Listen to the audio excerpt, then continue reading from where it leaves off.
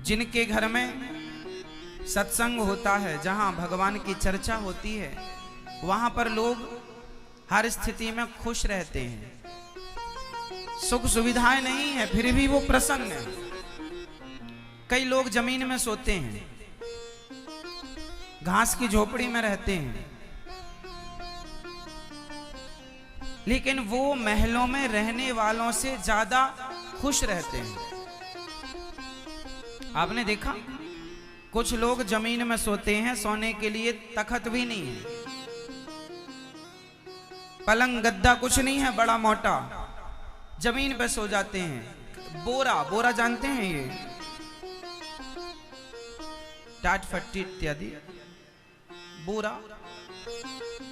उनको बिछाकर लोग बढ़िया गहरी नींद में सो लेते हैं। और आपको बड़े मोटे मोटे गद्दों में भी नींद नहीं आती। झोपड़ी में रहने वाले लोग भी हंसते मुस्कुराते खिलखिलाते नजर आते हैं, और तुम महलों में रहकर भी हंसते नहीं, मुस्कुराते नहीं, ठहाके नहीं लगाते। खुशी का पैसे से कोई लेना देना नहीं है।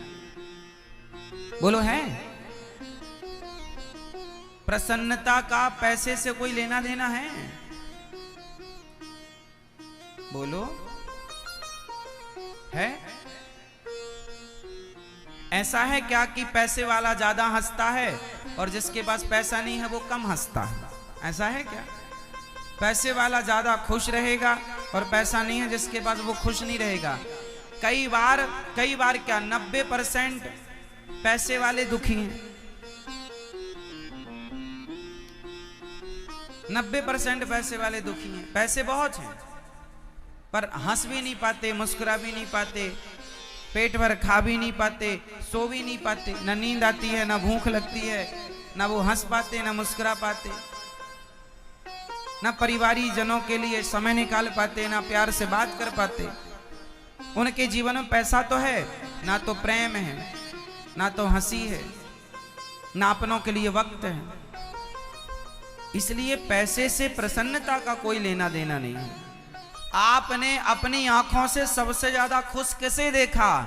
बच्चों को। जितने खुश बच्चे होते हैं, बच्चे रहते हैं, उतना खुश आपने किसी को इतना खुश नहीं देखा होगा जितने खुश आप जब बच्चे थे ना, तो आज से ज्यादा खुश तब थे जब आप बच्चे थे। हाँ या ना? थे? वो क्या हंसते थे आप, ठहाका मार मार के। छोटे छोटे बच्चे कैसे हंसते हैं? वो हंसते ही रहते हैं। उन्हें तो बस जरा जरा सी बात में माँ जरा सा गुदगुदा दे तो हंसने लग जाते हैं। माँ जरा सा प्यार कर ले, माँ जरा सा कुछ, बाप जरा सा कुछ प्यार कर ले, हंसने लगते हैं। वो पकड़म पाई का खेल खेलने लगे अपनी माँ के साथ, अपने बाप के साथ, वो पकड़ के खूब हंसते। मैंने पकड़ लिया, खूब हंसेंगे, खूब हंसे, मैंने पकड़ लिया। बोलो हाँ। खुश होने के लिए क्या होना पड़ेगा? बोलो। आप लोग दुखी इसलिए हो गए क्योंकि आप बड़े हो गए। हम तो कहते हैं बड़े होकर भी बच्चे रहो तो खुश रहोगे। बच्चे रहो। ये तुम्हारी वीआईपी गिरी ना किनारे रखो और बच्चे बनो। जिंदगी को एंजॉय करना है, आनंद लेना है, तो वीआईपी बन के नहीं ले पाओगे। बच्चे, छोटे छोटे बच्चों से सीखो। खुश रहने का फॉर्मूला उन बच्चों के पास, हर बात में वो प्रसन्न होते हैं। आप बड़े हो गए ना, इसलिए आप दुखी हो गए। अच्छा, गाय का छोटा बच्चा, गाय का छोटा बछड़ा और बड़ा बैल। गाय का छोटा बछड़ा क्या पीता है? जोर से दूध। और वही जब बड़ा हो जाए तो क्या खाता है? भूसा। हरी घास ज्यादा दिन नहीं मिलती, भूसे से गुजारा करना पड़ता है। तो सुनो, छोटे बछड़े पय पिए, बड़े हों या भूस खाएं। छोटे छोटे बछड़े दूध पीते हैं और वही बड़े हो जाएं तो भूसे से लग जाते हैं। छोटे रहोगे तो दूध मिलेगा और बड़े बन जाओगे तो भूसा मिलेगा। इसलिए आप लोग भूसे से लगे हैं, इसलिए हंसी खुशी सब गायब है, भूसे से लग गए। छोटे रहेंगे तो खुश रहेंगे, प्रसन्न रहेंगे। इसलिए छोटे रहो। हनुमान जी लंका गए, बड़े बन कर गए, छोटे बन कर गए। हाँ, अति लघु रूप पवन सुत लयाऊं, मसक समान रूप कपि धरी। हनुमान जी के बारे में लिखा, जब वो लंका गए तो छोटे छोटे बनकर जाओगे तो दूध पियोगे। गाय छोटे बच्चे से ज्यादा प्यार करती है, उसे ज्यादा लाड़ लड़ाती, ज्यादा चाटती है। बड़ा बैल हो जाओ उसे नहीं चाटती। तो भगवान तो कहते हैं सदा छोटे रहो, सदा सदा छोटे रहो। आप बड़े बनने की, आज 100 में से 99 लोग, 100 में से 99 नहीं, 100 की 100 लोग आज बड़े बनने के पीछे भाग रहे। बड़े बनो, हमने कब मना किया? बड़े बनना है आपको, लेकिन बड़े होकर भी अपना बड़प्पन तो आपके अंदर तब माना जाएगा ना, जब आप बड़े होकर भी छोटों का आदर करें और छोटे से रहें, तब तो आप बड़े हैं। अब आजकल आदमी बड़ा होता है ना, पर छोटा नहीं होता। इसलिए खुश रहने का फॉर्मूला है बच्चे रहो, है ना मेरी माँ? बच्चों के संग खेलो। बच्चों की सबसे बड़े साधु कौन है? बच्चे। बच्चों के अंदर कोई द्वेष भावना नहीं, ईर्ष्या नहीं, द्वेष नहीं, छल नहीं, कपट नहीं। छोटे छोटे बच्चों को आप कपड़े पहनाओ या मत पहनाओ, कोई फर्क नहीं पड़ता। हाँ, क्योंकि बच्चों के अंदर कोई वासना है ही नहीं। आपको भगवान ने, आप सब संत ही पैदा हुए थे, आप सब संत ही थे, लेकिन जब ज्यों-ज्यों बड़े हुए ना, त्यों-त्यों आपके अंदर विकार प्रवेश करते गए और आपने विकारों को आने दिया। आप जब छोटे थे तब आपको गुस्सा आता था? काम, क्रोध, लोभ, मोह कोई बुराई थी? नहीं, आप बिल्कुल गंगा की तरह निर्मल थे। कोई दोष नहीं था आपके अंदर। ज्यों-ज्यों आप बड़े हुए, आपके अंदर चीजें आती गई, बुराई इतनी आई कि अब आप बुरे हो गए। इसलिए अब आपको फिर वो बच्चा बनना है, फिर बच्चा बनना है, फिर अपने अंदर की वो सारी जो बुराइयां हैं समाप्त करो और बच्चे बन करके रहो। आपको बड़ा नहीं होना, आपको छोटा होना है, छोटे से बच्चे की तरह। जैसे छोटे सा बच्चा, उसे आप एक थप्पड़ मारो गाल में, रोएगा, और थोड़ी देर बाद कहो आजा मेरी गोद में, चल घुमाने ले चलते, तुरंत आ जाएगा। उसके अंदर ईर्ष्या नहीं है, अरे तुमने मुझे मारा मैं भी तुम्हें मारूंगा, ऐसा कोई द्वेष नहीं है उसके अंदर। उसके अंदर छल नहीं है, चतुराई नहीं है, बिल्कुल बच्चा बिल्कुल सच्चा है, निष्कपट।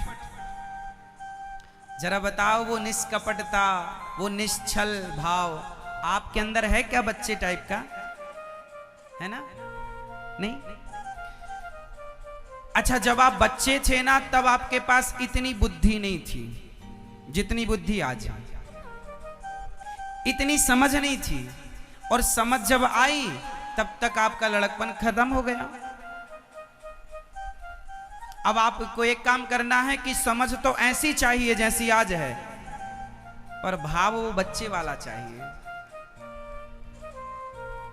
भाव बच्चे वाला चाहिए। अब बड़े बड़े साधु, जब हमारे पास अक्ल नहीं थी तब हम कपड़े नहीं पहनते थे, छोटे से थे, कोई छल नहीं, द्वेष, तब हमें पता ही नहीं था कि भगवान क्या होते हैं। संसार में आए क्यों? जब हमें ज्ञान नहीं था, और जब तक ज्ञान हुआ तब तक आयु ज्यादा हो गई, बुराइयों ने डेरा जमा लिया। अब हम मन को वश में करते हैं, मन वश में नहीं होता। इसलिए आप लोग एक छोटा सा काम करो कि आपकी बुद्धि, आपका विवेक तो बड़ों की तरह हो,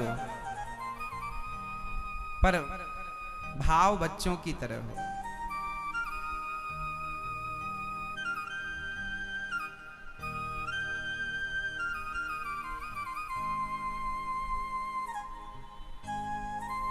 छोटे से भाव से जीवन में सुख शांति तब आएगी मेरी माँ, जब आपका हृदय बिल्कुल शुद्ध हो जाएगा। शांति क्यों नहीं है? क्योंकि आपके हृदय में गंदगी है, मन गंदा है, विषय विकार भरे पड़े हैं, इसलिए शांति नहीं है। शांति तो तब थी, बच्चे कितना सोते हैं, देखो मस्त खाए पिए और खूब बढ़िया भूख लगती है, खूब बढ़िया सोते हैं। और आप लोग, इसलिए प्रहलाद जी ने, ध्रुव जी ने, वो बड़े समझदार थे जिन्होंने छोटी सी उम्र में भगवान को पा ही लिया। बहुत समझदार थे वो। अभी भी कुछ नहीं बिगड़ा, अब आप वापस आओ और छोटे से बच्चे से सीखो, मन को बिल्कुल पवित्र करो, सबसे हटाओ, भगवान के चरणों में लगाओ। अब कोई सवाल करे, महाराज जी अब आप ही बताओ कि वो बच्चे का भाव कैसे बनेगा, तो मैं बता देता हूं कि वो बच्चे का भाव कैसे बनेगा।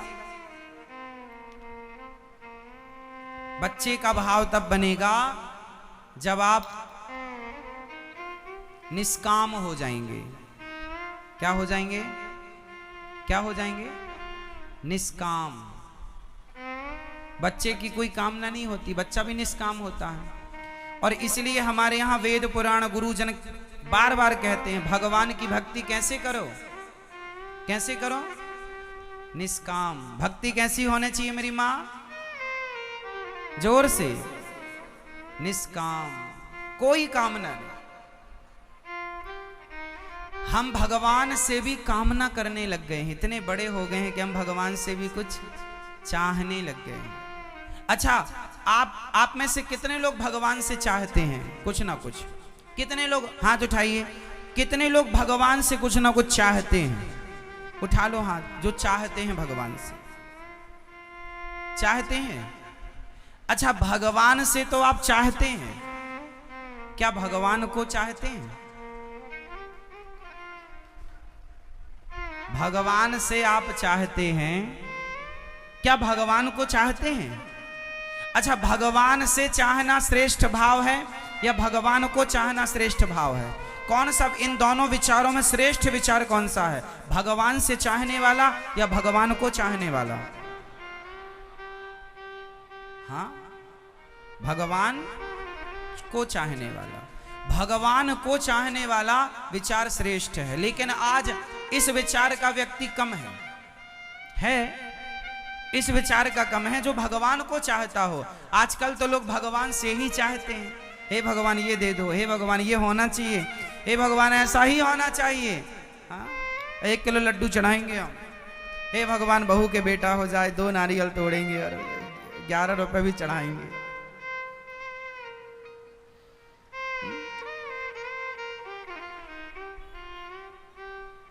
तो भगवान से चाहने वाले बहुत हैं। अच्छा, भगवान से चाहने वाले कौन हैं? ये निष्काम नहीं है। और सुख कहां मिलना है? निष्काम में। अच्छा बताओ, सुदामा जी कृष्ण से चाहते थे या कृष्ण को चाहते थे? जोर से। सुदामा जी कृष्ण से चाहते थे या कृष्ण को? कृष्ण से चाहते तो वो मांग लेते कि हे कन्हैया मुझे ये दे दो। पर सुदामा जब द्वारिका गए तो सुदामा कृष्ण से कुछ लेने नहीं गए, अपनी हैसियत, अपनी औकात के अनुसार 4 मुट्ठी चावल देने के लिए गए थे कि प्रभु लाया हूं देने, लेने नहीं आया। तो वो कृष्ण से नहीं चाहते थे, वो कृष्ण को चाहते थे। मीराबाई कृष्ण से नहीं चाहती थी। मीरा ने कृष्ण से नहीं चाहा, मीरा ने कृष्ण से नहीं चाहा, उन्होंने कृष्ण को चाहा। और आज का आदमी कृष्ण से चाहता है कृष्ण को, राम से चाहता है राम को। सबरी माता ने राम से चाहा या राम को चाहा? जोर से। सबरी मां ने राम से चाहा या राम को चाहा? राम को चाहा। और आप राम से चाहते हैं या राम को चाहते हैं? वो तो आप अपने आप से पूछ कर बताइएगा। ये उत्तर आप अपने आप को दीजिएगा, हमें नहीं। हम क्या करेंगे उस उत्तर का? ये तो आप अपनी अंतरात्मा से पूछिए कि आप भगवान से चाहते हैं या भगवान को चाहते हैं।